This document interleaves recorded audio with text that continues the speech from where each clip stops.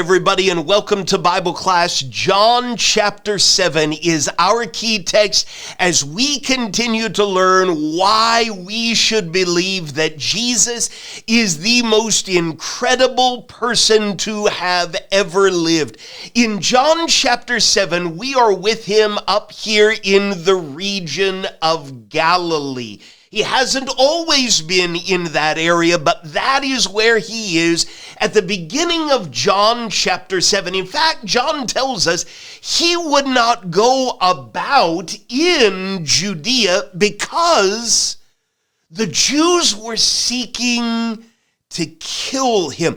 John even tells us a little bit about when this was. In verse 2, the Jews' feast of booths was at hand. Could I tell you a little bit about what that was before we dig further into John's gospel?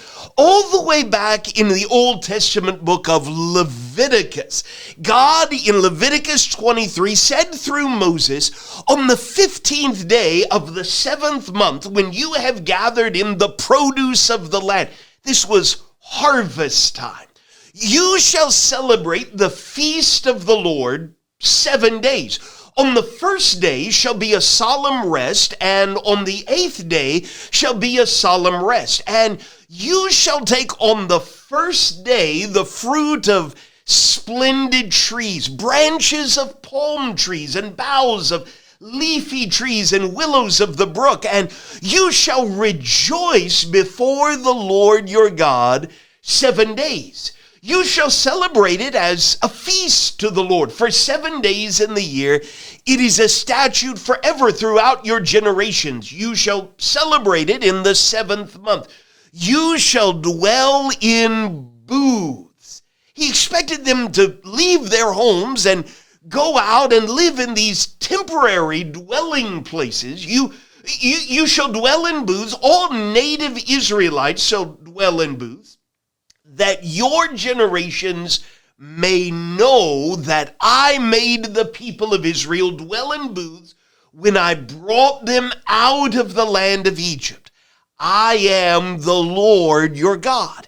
It was a time to celebrate the harvest, but also to remember how God had kept the children of Israel alive in the wilderness after the Exodus. And that is what is being celebrated here in John chapter 7. Let's read in verse 3 where John tells us Jesus' brothers said to him, leave here and go to Judea that your disciples also may see the works you are doing. For no one works in secret if he seeks to be known openly. If you do these things, show yourself to the world. For not even Jesus' brothers believed in him. That's interesting. We'll talk about that together as a class. For now, Jesus said to them, my time has not yet come, but your time is always here.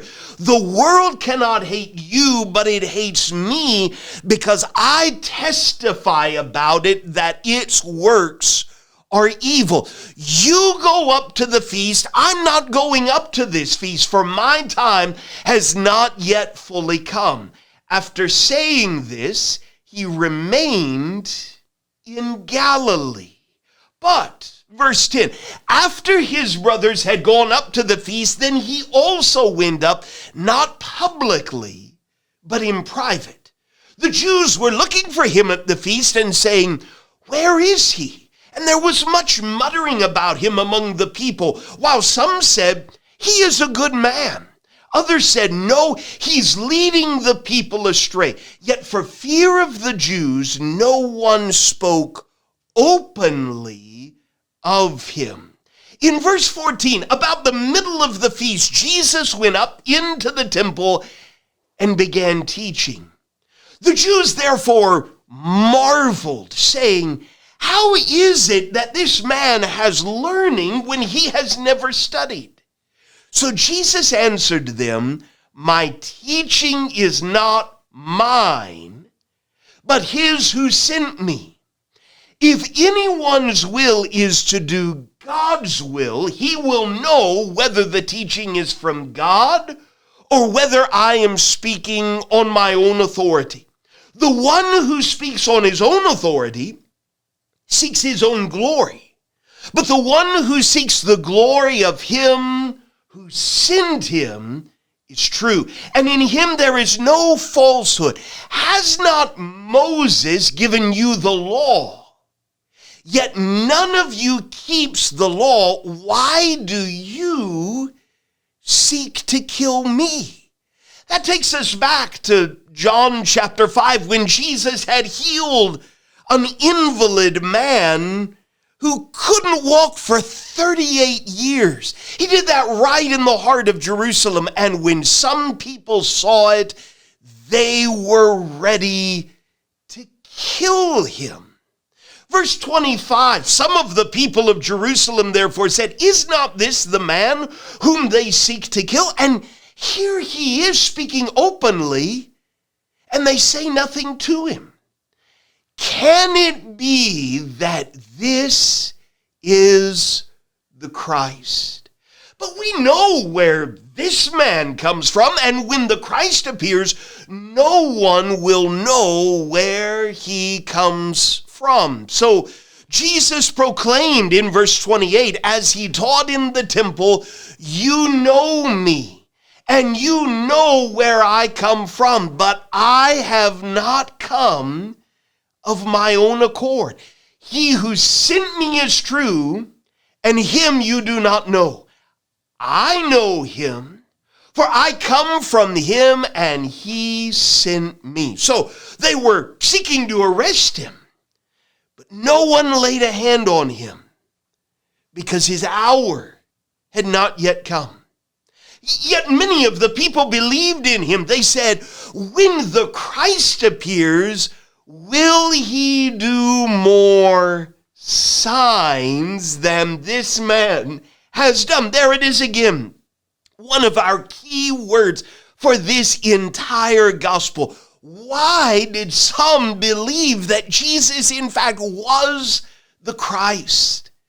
Because of the signs that he was able to do. But not everybody believed. Look down in verse 32 where the Pharisees heard the crowd muttering these things about him, and the chief priests and Pharisees sent officers to arrest him. Jesus then said, I will be with you a little longer, and then I am going to him who sent me. Jesus keeps talking like this. You will seek me and you will not find me, for where I am, you cannot come. Verse 37, before we leave this scene, on the last day of the feast, you remember it lasts 8 days long.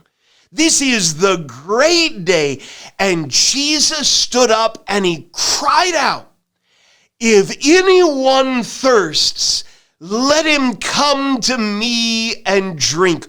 Whoever believes in me, as the scripture has said, out of his heart will flow rivers of living water.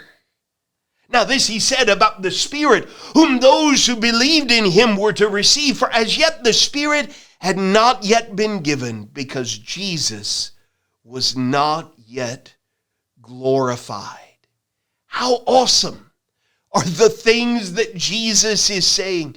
Verse 43 tells us there was a division among the people over him. Some of them wanted to arrest him, but no one laid hands on him.